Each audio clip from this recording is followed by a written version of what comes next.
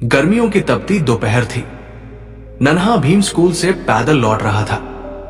पांव धूल में सने थे, कपड़े पसीने से भीगे हुए। रास्ते में एक कुआं पड़ा। वो कुएं की मुंडेर पर पहुंचा, आंखों में उम्मीद लिए शायद कोई पानी दे दे। लेकिन गांव के किसी ऊंची जाति के व्यक्ति ने जब उसे देखा तो घृणा से बोला, दूर रह, तेरी छाया भी हमारे पानी को अपवित्र कर देगी। भीम पीछे हट गया, पर मन में एक तूफान चल रहा था। क्या पानी पर भी किसी का अधिकार होता है? क्या भगवान ने हमें अलग बनाया है? उसने मां से पूछा, मां, मैंने क्या गलत किया? मां की आंखें भर आई, पर बोली, बेटा, तूने कुछ गलत नहीं किया, पर यह दुनिया अभी बहुत कुछ समझनी बाकी है। उस रात भीम ने चुपचाप अपना स्कूल बैग खोला, किताबें खोली और खुद से वादा किया, मैं इतना पढ़ूंगा कि ये दुनिया मेरी आवाज को नजरअंदाज न कर सके।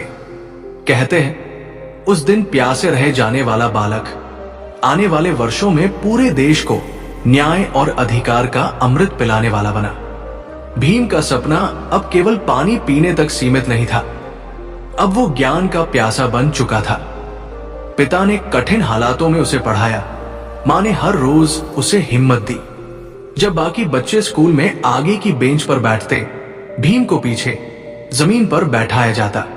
शिक्षक पढ़ाते, लेकिन उसकी कॉपी तक छूने से कतराते। कभी कभी तो स्कूल के बाहर बैठा दिया जाता, लेकिन भीम का ध्यान सिर्फ एक चीज पर था, किताबें, शिक्षा और सीखना। हर तिरस्कार, हर ताने को वो एक प्रेरणा बना लेता। जब उसे पहली बार स्कॉलरशिप मिली और वो मुंबई गया तो लोग हैरान रह गए, ये अछूत लड़का इतना होशियार कैसे हो सकता है? लेकिन भीम के सपने मुंबई तक नहीं रुके। वो कोलंबिया यूनिवर्सिटी, अमेरिका और फिर लंदन स्कूल ऑफ इकोनॉमिक्स तक पहुंचा। वहां उसने दुनिया की सबसे ऊंची डिग्रियां हासिल की, PhD, D.Sc. Barrister eight law. जब वो विदेश से लौटा तो उसके पास केवल किताबें नहीं थी, उसके पास सोच थी, साहस था और संकल्प था। भीमराव अब सिर्फ एक छात्र नहीं था, वो एक क्रांति की तैयारी कर चुका था। विदेश से लौटने के बाद बाबा साहेब के पास डिग्रियों का ढेर नहीं, बल्कि एक सपना था, एक समता का भारत, एक ऐसा भारत जहां किसी बच्चे को कुएं से पानी मांगने पर दुत्कारा न जाए, जहां किसी को छूने से इंसान अपवित्र न हो। उन्होंने देखा कि समाज में छुआछूत और जातिवाद अब भी गहराई से जड़े जमाए हुए हैं, तो उन्होंने कलम को तलवार बनाया और आवाज उठाई, अगर समाज तुम्हें दरकिनार कर रहा है तो खुद की कीमत तय करो, खुद को अनमोल बनाओ। महान सत्याग्रह 1927 पहला बड़ा आंदोलन बना, जहां उन्होंने हजारों लोगों के साथ चवदार तालाब से पानी पिया, जो सिर्फ ऊंची जातियों के लिए आरक्षित था।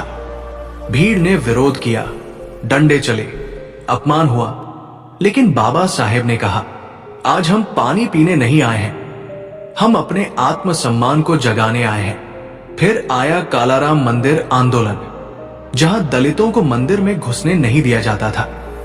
उन्होंने चुनौती दी, अगर भगवान सबका है तो मंदिर भी सबके लिए खुलेगा। हर आंदोलन के साथ उनकी आवाज तेज होती गई। अब वे सिर्फ एक व्यक्ति नहीं थे, वे एक विचार बन चुके थे। लोग उन्हें मसीहा कहने लगे। दलित, पिछड़े, शोषित सभी के लिए वो आशा की किरण बन गए। 1947 का साल, भारत आजाद हुआ, लेकिन साथ ही सामने खड़ा था एक बड़ा सवाल, अब इस देश को किस दिशा में चलाया जाए?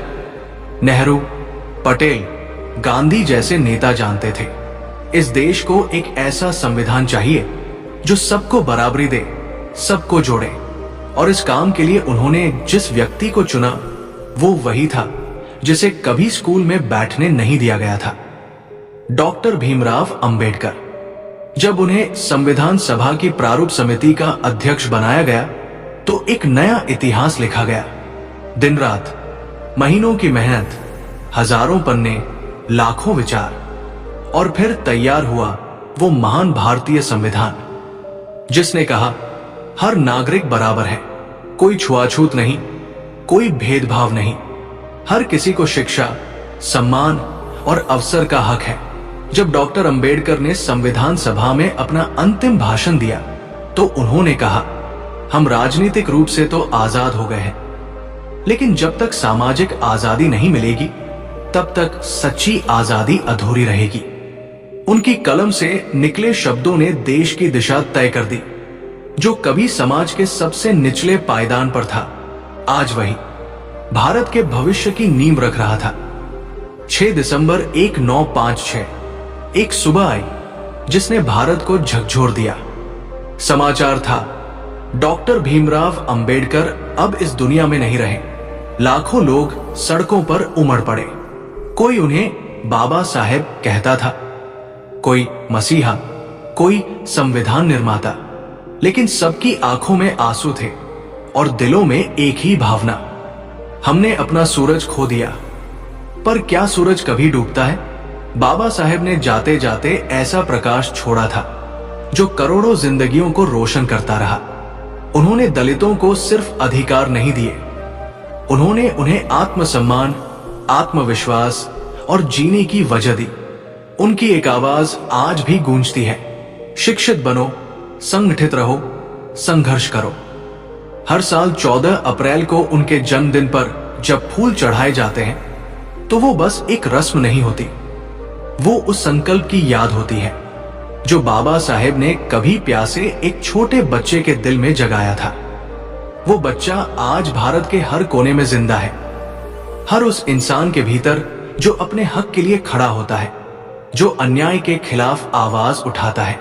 बाबा साहेब चले गए, पर उनका विचार, उनका संघर्ष और उनका सपना आज भी जिंदा है, क्योंकि कुछ सूरज कभी डूबते नहीं।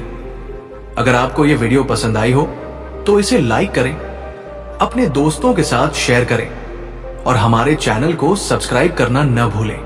आपके सपोर्ट से हमें और भी बेहतरीन कंटेंट बनाने की प्रेरणा मिलती है।